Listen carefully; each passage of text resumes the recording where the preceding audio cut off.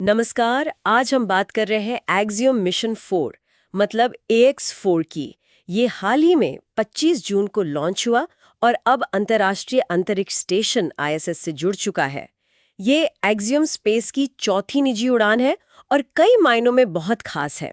हमारे पास एक लेख है, एक्सियोम मिशन 4 अंतरिक्ष में अंतर्राष्ट्रीय सहयोग। उसी से जानकारी लेकर हम इस पर गहराई से बात करेंगे। हमारा मकसद यही है कि इस मिशन से जुड़ी सबसे अहम और सबसे दिलचस्प बातें आप तक पहुंचाएं।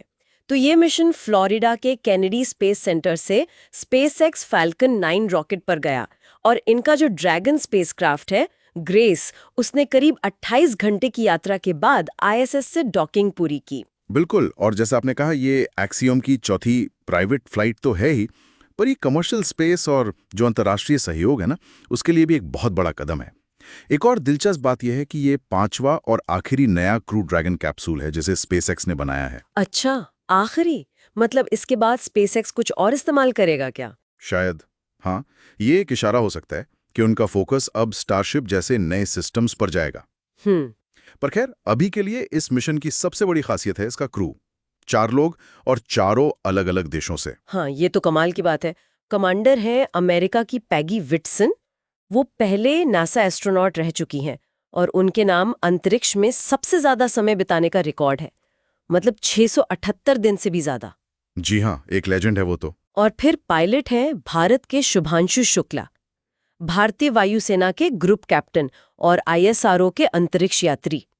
राकेश शर्मा जी के बाद अंतरिक्ष जाने वाले दूसरे भारतीय बने हैं और ISS पहुंचने वाले पहले भारतीय।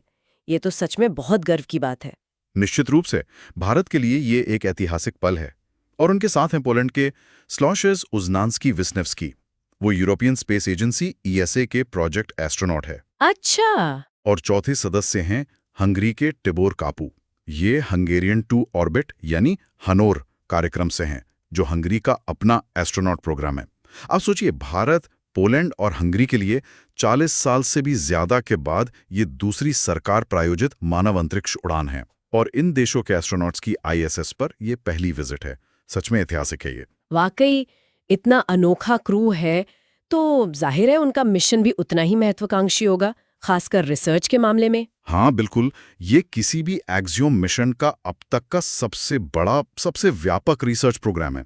इसमें 31 देशों के 60 से ज्यादा वैज्ञानिक प्रयोग शामिल हैं। 60 से ज्यादा? जी। और मुख्य फोकस मेडिकल स्टडीज पर है, जैसे माइक्रोग्रेविटी में, मतलब लगभग शून्य गुरुत्वाकर्षण में डायबिटीज मैनेजमेंट पर शोध। वो इंसुलिन के उपयोग का परीक्षण कर रहे हैं।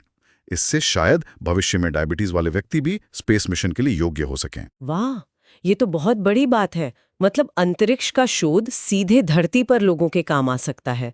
और मैंने सुना है कृषि पर भी कुछ रिसर्च हो रही है। सही कहा।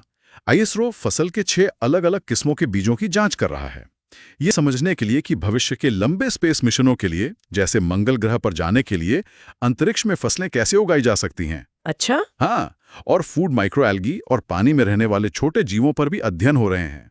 ये सब भविष्य के स्पेस हैबिटेट बनाने के लिए बहुत जरूरी हैं।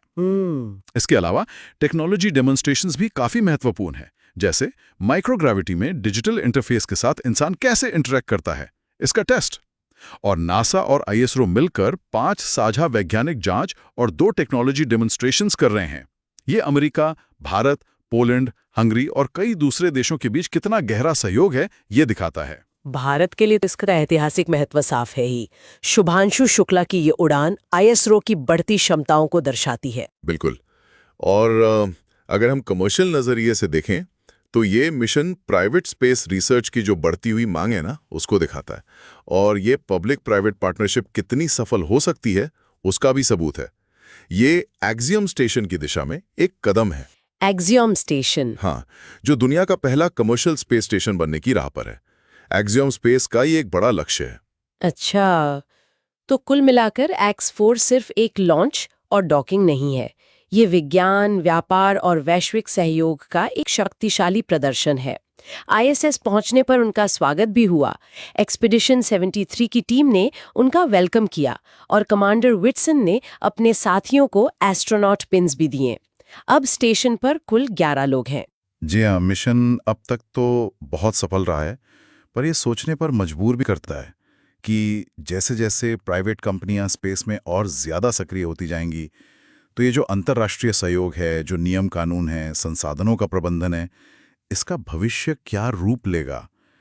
अंतरिक्ष अन्वेषण को सही मायनों में सबके लिए सुलभ बनाने की राह में अगली बड़ी चुनौती क्या हो सकती है, या शायद अगला बड़ा अवसर?